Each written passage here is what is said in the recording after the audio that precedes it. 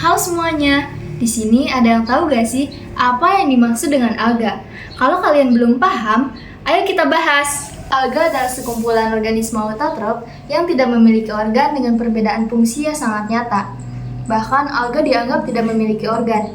Nah, salah satu contohnya yang dimiliki oleh tumbuhan, yaitu akar, daun, batang, dan sebagainya. Karena itu, alga pernah dianggap sebagai tumbuhan bertalus. Nah, di sini ada jenis-jenis alga. Sebelum masuk ke dalam jenis-jenis alga, perlu kalian ketahui, dalam pustaka-pustaka lama, alga selalu gagal dikelompokkan dalam satu kelompok, baik yang bersel satu maupun yang bersel banyak.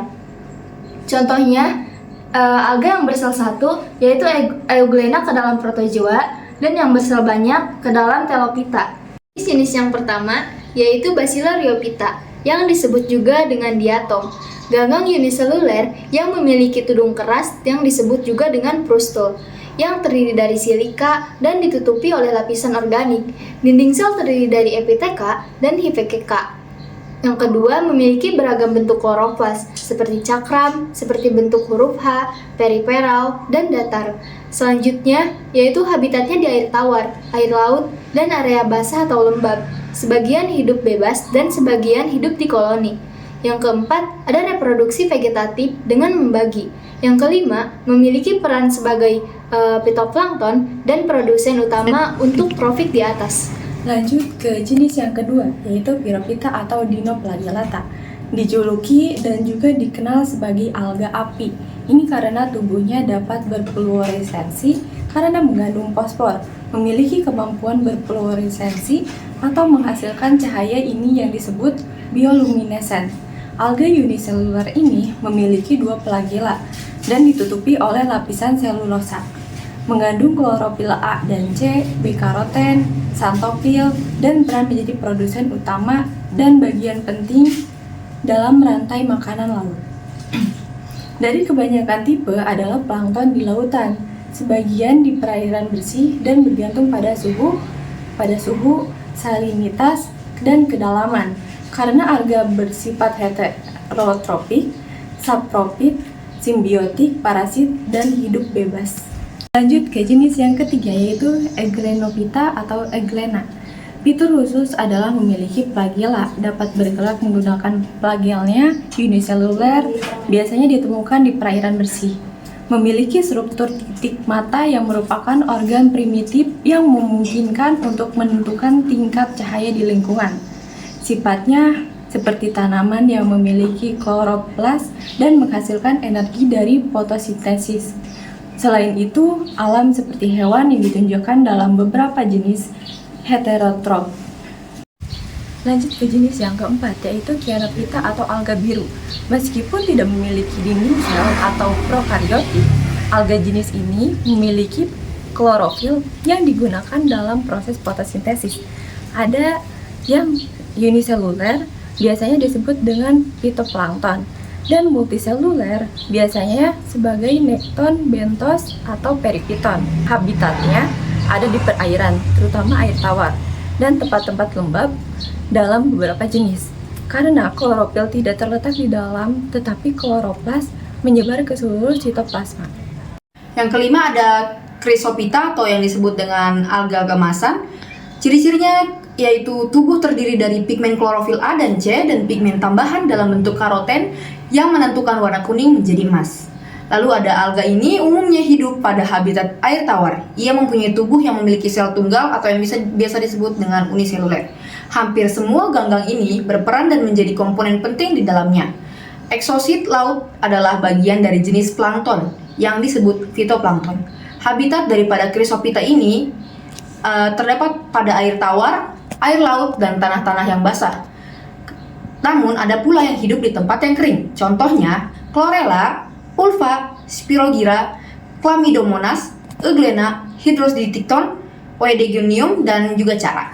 Yang keenam ada Chlorophyta atau yang disebut dengan alga hijau. Mengandung klorofil A dan klorofil B, beta gamma, yang karotenoid terdiri dari sipaxanthin, ciponoin, lutein, violaxanthin, dan zeaxanthin. Dan rumput laut ini hidup di koloni. Biasanya hidup di air tawar, air laut, juga di salju, daerah lembab, dan epifit. Tubuh hijau Eukariotik karena memiliki pigmen klorofil, proses fotosintesis. Memiliki dinding sel yang mengandung selulosa dan berlendir sehingga lingkungan menjadi licin. Memiliki berbagai bentuk, dalam beberapa jenis itu adalah fitoplankton. Memiliki bentuk tubuh bulat dengan kloroplas yang menyerupai lonceng atau mangkuk. Dan jenis ganggang digunakan sebagai bahan makanan, sebagai protein sel tunggal. Yang ketujuh ada Rhodophyta atau alga merah. Ciri-ciri jenis alga ini adalah memiliki talus berbentuk silindris atau pipih, bercabang tidak beraturan dalam atau trikotomus, memiliki benjolan, nodul bundar, dan duri zat pereda gelatin dan atau kartilagen. Habitat yang terdengar kebanyakan di laut, multiseluler dan eukariotik. Ciri-ciri jenis alga ini adalah memiliki talus berbentuk silindris atau pipih, bercabang tidak beraturan di dalam atau trikotomus. Jenis ganggang ini memiliki warna bervariasi. Ini terkait dengan fungsi sinar matahari untuk tanaman alga, di mana warna ganggang ditentukan oleh intensitas cahaya yang disebut adaptasi karomatik. Yang kedelapan ada Pheophyta atau yang disebut dengan ganggang coklat. Memiliki berbagai bentuk talus bervariasi. Beberapa di antaranya adalah ukuran lebar dan juga panjang, atau yang disebut dengan Padina australis.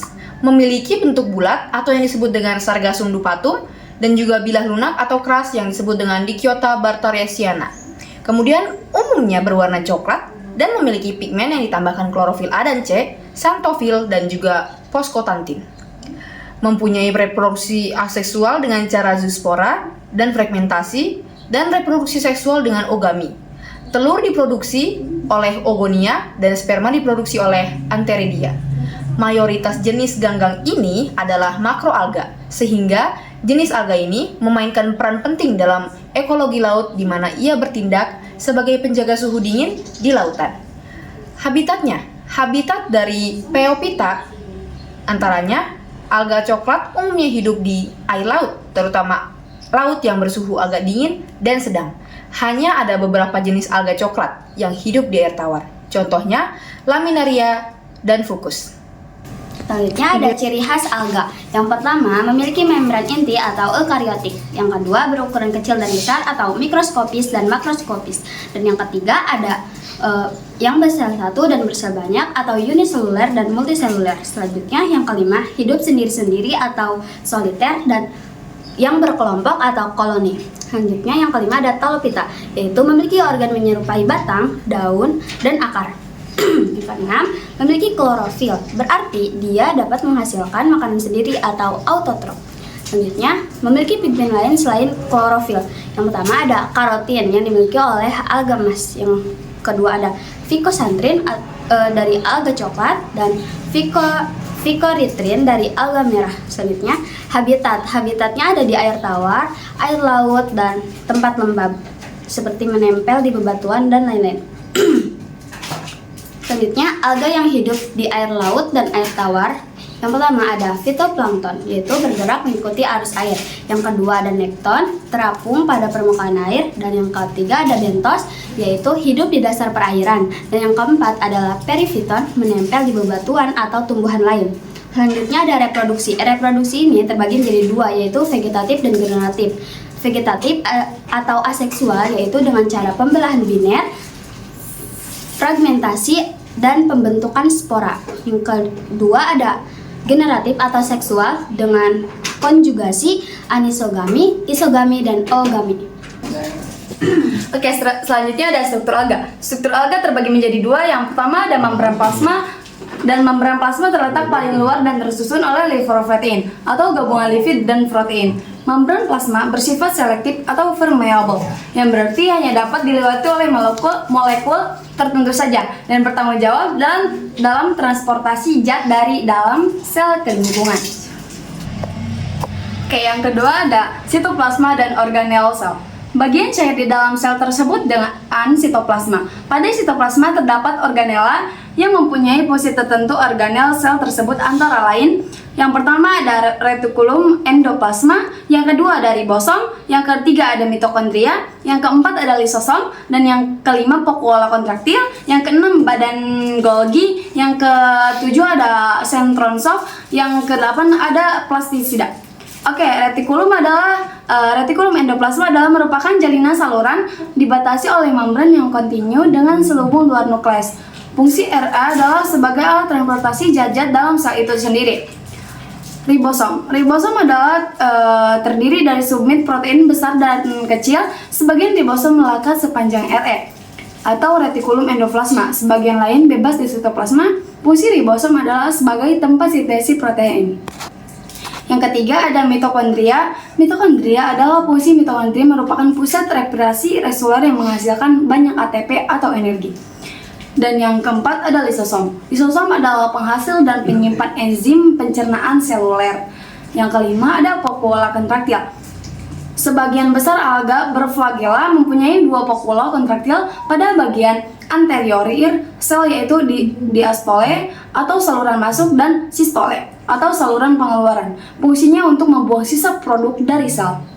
Dan yang keenam ada badan Golgi. Organel ini melaksanakan fungsi produksi dan seleksi polisakrida. Yang ketujuh ada sentrosom. Sentrosom bertindak sebagai benda kutub dalam mitosis dan meiosis. Dan yang ke-8 ada plastida. Plastida merupakan tempat fotosintesis serta jalur biokimia asam amino atau aromatik, heme, isoprenoids, dan asam lemak. Plastida utama pada alga adalah kloroflas. Kloroflas mengandung sistem membran yang bernama tilakoid yang sering membentuk tumpukan membran yang disebut grama. Peranan merugikan dari alga. Yang pertama ada blom toksik. Alga dapat mengalami pertumbuhan berlebihan atau blom yang dapat menyebabkan pelepasan toksin berbahaya ke dalam air. Ini dapat merugikan organisme laut lainnya dan bahkan dapat membahayakan manusia jika mereka mengonsumsi ikan atau kerang yang terkontaminasi. Yang kedua ada eutrofikasi. Alga dapat menyebabkan eutrofikasi di mana jumlah nutrien yang berlebih seperti fosfor dan nitrogen dalam air meningkat. Ini dapat mengakibatkan pertumbuhan alga yang berlebihan, yang pada gilirannya mengurangi kadar oksigen di dalam air dan merugikan organisme lain seperti ikan dan hewan air lainnya. Oke, selanjutnya yang ketiga ada ganggang Prototheca wickerhami. Merupakan patogen yang menyerang manusia, yaitu dapat menyebabkan peradangan persendian. Beberapa ganggang yang terbawa udara menyebabkan alergi. Yang keempat, penyumbatan saluran air. Beberapa jenis alga, terutama ganggang hijau, dapat membentuk lapisan tebal di permukaan air atau dasar sungai dan danau. Ini dapat menyebabkan penyumbatan saluran air, mengurangi aliran air, dan merugikan kehidupan akuatik. Selanjutnya yang kelima ada merugikan industri. Pertumbuhan alga yang berlebihan dapat merugikan industri seperti perikanan dan pariwisata. Kondisi seperti ini dapat mengurangi populasi ikan, mempengaruhi kualitas air, dan menghancurkan ekosistem laut yang penting. Peranan yang menguntungkan dari alga diantaranya sumber utama energi pangan. Sebagai tanaman yang memiliki klorofil, ganggang mampu menyerap energi matahari. Dan kemudian tubuh digunakan sebagai sumber makanan oleh makhluk-makhluk di perairan. Pakan ternak. Pakan hewan yang berasal dari bahan utama yaitu alga bisa dikonsumsi langsung atau diolah menjadi bentuk pakanan ternak yang lebih efisien. Bahan pembuat pupuk. Alga memiliki fosfor, kalium, dan beberapa elemen membuatnya sendiri dengan mencampurkan makroalga dengan bahan-bahan organik lainnya. Bahan obat antibiotik. Alga yang bermanfaat untuk antibiotik ini dipelajari secara efisien untuk mencegah bakteri Escherichia coli. Bahkan pada beberapa tipe alga berguna untuk pengobatan untuk penyakit ginjal, kandung kemih, dan paru. Alga juga digunakan sebagai bahan untuk studi penelitian biologi. Bahan makanan manusia, misalnya di Jepang ada jenis makanan di Jepang yang disebut kombu, terbuat dari laminaria, salah satu jenis pertarungan coklat yang mengandung Fe dan protein tinggi serta memberikan manfaat vitamin A dan C. Sejak dahulu kala, manusia memang telah menemukan berbagai jenis ganggang yang dapat dikonsumsi dan menjadi bahan makanan alternatif alih-alih beras dan jagung. Eusema spinosum banyak dibudidayakan karena menghasilkan agar. Chondrus crispus juga dibudidayakan yang dikenal sebagai rumput laut. Chlorella dari kelompok Chlorophyta dimanfaatkan sebagai bahan makanan protein sel tunggal atau disebut dengan PST. Efek yang dapat disebabkan oleh alga contohnya gangguan pencernaan, masalah pernapasan, masalah pada kulit, gangguan pada mata.